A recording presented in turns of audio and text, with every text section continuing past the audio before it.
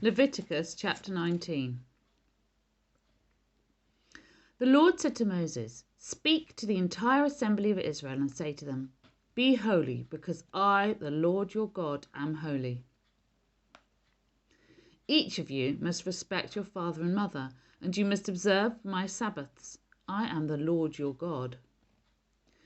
Do not turn to idols or make metal gods for yourselves. I am the Lord your God. When you sacrifice a fellowship offering to the Lord, sacrifice it in such a way that it will be accepted on your behalf.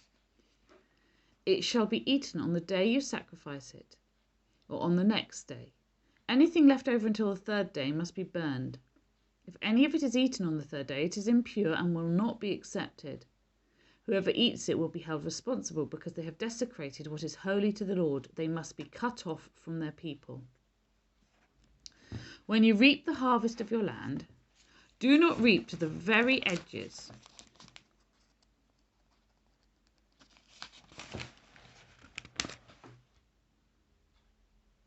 Do not reap to the very edges of your field or gather the gleanings of your harvest. Do not go over your vineyard a second time or pick up the grapes that have fallen. Leave them for the poor and the foreigner. I am the Lord your God. Do not steal. Do not lie. Do not deceive one another. Do not swear falsely by my name and so profane the name of your God. I am the Lord. Do not defraud or rob your neighbour. Do not hold back the wages of a hired worker overnight. Do not curse the deaf or put a stumbling block in front of the blind, but fear your God. I am the Lord. Do not pervert justice. Do not show partiality to the poor or favoritism to the great, but judge your neighbour fairly. Do not go about spreading slander among your people. Do not do anything that endangers your neighbour's life. I am the Lord. Do not hate a fellow Israelite in your heart. Rebuke your neighbour frankly so that you will not share in their guilt. Do not seek revenge or bear a grudge against anyone among your people, but love your neighbour as yourself. I am the Lord. Keep my decrees. Do not mate different kinds of animals. Do not plant your field with two kinds of seed. Do not wear clothing woven of two kinds of material. If a man sleeps with a female slave who is promised to another man, but who has not been ransomed or given her freedom, there must be due punishment. Yet they are not to be put to death because she has not been freed. The man, however, must bring a ram to the entrance of the tent of meeting for a guilt offering to the Lord. With the ram of the guilt offering, the priest is to make atonement for him before the Lord for the sin he has committed, and his sin will be forgiven. When you enter the land and plant any kind of fruit tree, regard its fruit as forbidden. For 3 years you are to consider it forbidden. It must not be eaten. On the 4th year all its fruit will be holy, an offering of praise to the Lord. But in the 5th year you may eat its fruit. In this way your harvest will be increased. I am the Lord your God. Do not eat any meat with the blood still in it. Do not practice divination or seek omens. Do not cut the hair at the side of your head or clip off the edges of your beard. Do not cut your bodies for the dead or put tattoo marks on yourselves. I am the Lord. Do not degrade your daughter by making her a prostitute, or the land will turn to prostitution and be filled with wickedness. Observe my Sabbaths and have reverence for my sanctuary. I am the Lord. Do not turn to mediums or seek out spiritists, for you will be defiled by them. I am the Lord your God. Stand up in the presence of the aged. Show respect for the elderly and revere your God. I am the Lord. When a foreigner resides among you in your land, do not ill-treat them. The foreigner residing among you must be treated as your native born. Love them as yourself, for you were foreigners in Egypt. I am the Lord your God. Do not use dishonest standards when measuring length, weight or quantity. Use honest scales and honest weights, an honest ephah and an honest hin. I am the Lord your God who brought you out of Egypt. Keep all my decrees and all my laws and follow them. I am the Lord. Chapter 20. The Lord said to Moses, "Say to the Israelites, any Israelite or any foreigner residing in Israel who sacrifices any of his children to Molech is to be put to death. The members of the community are to stone him. I myself will set my face against him and will cut him off from his people. For by sacrificing his children to Molech, he has defiled my sanctuary and profaned my holy name. If the members of the community close their eyes when that man sacrifices one of his children to Molech, and if they fail to put him to death, I myself will set my face against him and his family and will cut them off from their people, together with all who follow him in prostituting themselves to Molech.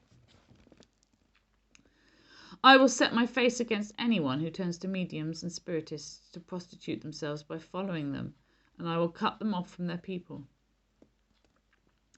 Consecrate yourselves and be holy, because I am the Lord your God. Keep my decrees and follow them. I am the Lord who makes you holy. Anyone who curses their father or mother is to be put to death. Because they have cursed their father or mother, their blood will be on their own head.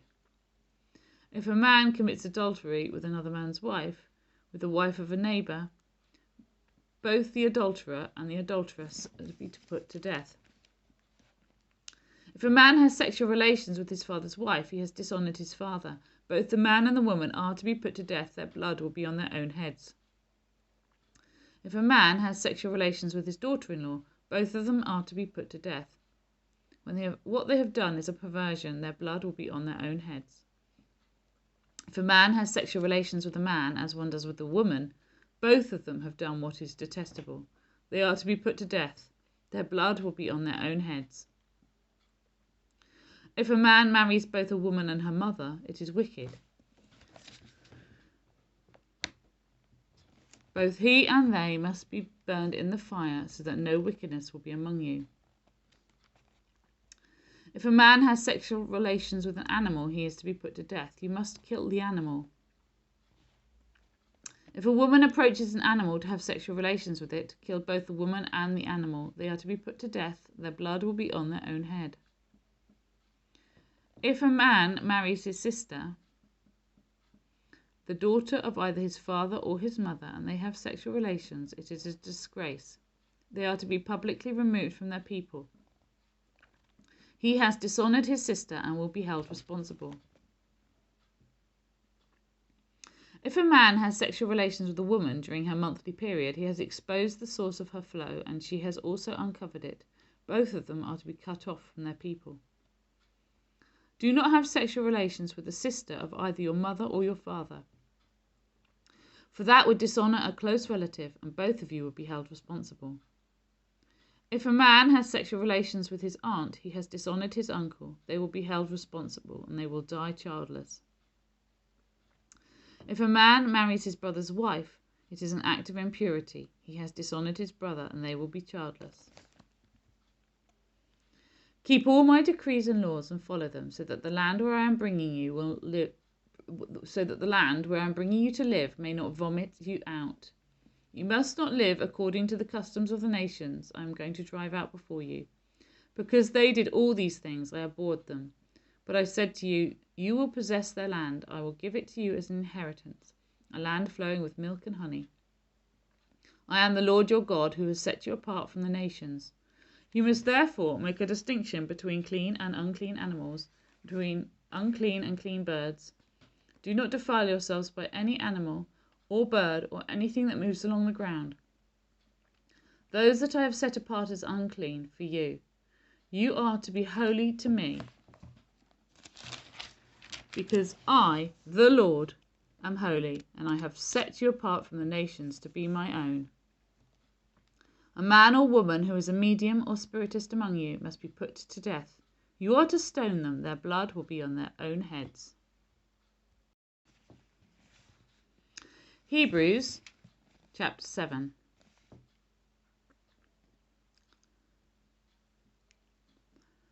This Melchizedek was king of Salem and priest of God Most High. He met Abraham returning from the defeat of the kings and blessed him, and Abraham gave him a tenth of everything. First, the name Melchizedek means king of righteousness. Then also, king of Salem means king of peace.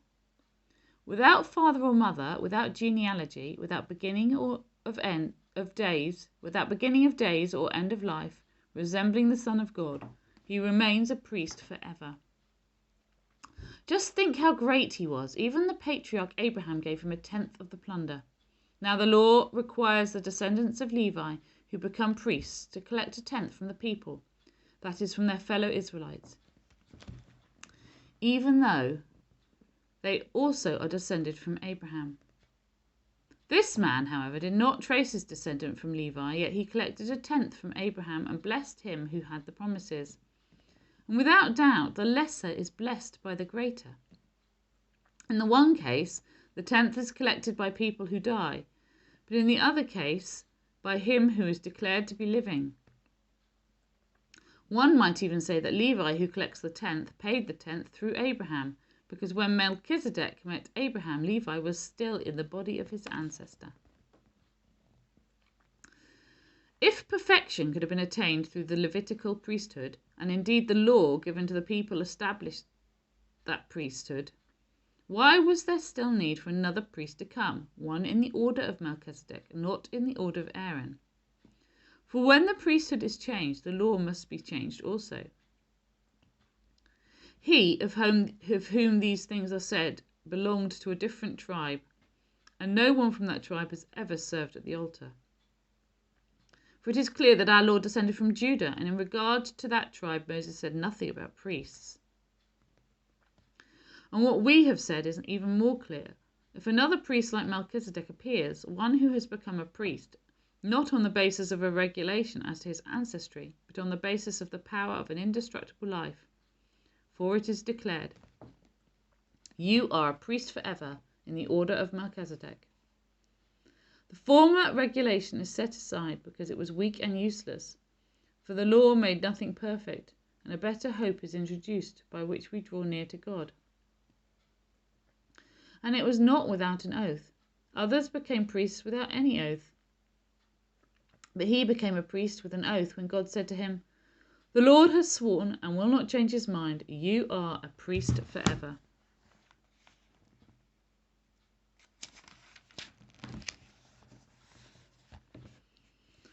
Because of this oath, Jesus has become the guarantor of a better covenant. Now there have been many of those priests since death prevented them from continuing in office. But because Jesus lives forever, he has a permanent priesthood. Therefore, he is able to save completely those who come to God through him, because he always lives to intercede for them. Such a high priest truly meets our need. One who is holy, blameless, pure, set apart from sinners, exalted above the heavens. Unlike the other high priests, he does not need to offer sacrifices day after day, first for his own sins and then for the sins of the people. He sacrificed for their sins once for all when he offered himself. For the law appoints as high priest men in all their weakness.